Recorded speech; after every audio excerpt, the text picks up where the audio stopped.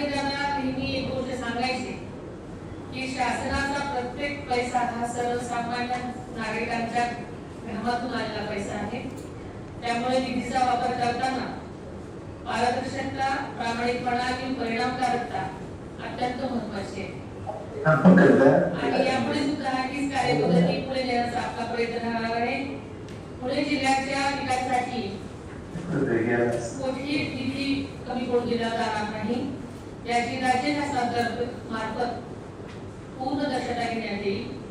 मुख्यमंत्री आदरणीय देवेंद्र फडणवीस साहेबांचे सहकार्य आणि मार्गदर्शनामुळे सर्वच प्रकल्प हे अधिक वेगाने पुढे नेणं शक्य होत आहे।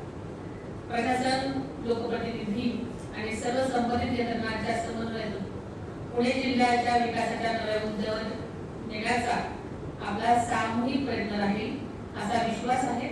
आपण सर्वांनी पुणे जिल्ह्याच्या विकासाला गती देऊयात, आदरणीय दादांच्या स्वप्नांना पूर्ण करूयात असं आवाहन मी आजच्या दिवशी करते।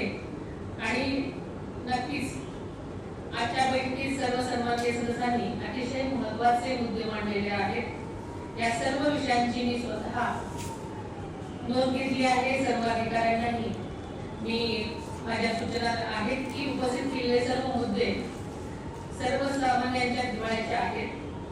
सर्व बाबतीत तातडीने कारवाई करून संबंधित लोकप्रतिनिधींना यासाठी अवगत करावं। जिल्हा नियोजनाच्या माध्यमातून सर्व कामे वेळेत व गुणात्मक पद्धतीनं व्हावी असाही माझा दादांप्रमाणेच आग्रह राहील आणि आपण तो नक्कीच पूर्ण करू अशी खात्री आहे। सगळेजण या सभेसाठी आले त्याबद्दल धन्यवाद। जय हिंद, जय महाराष्ट्र।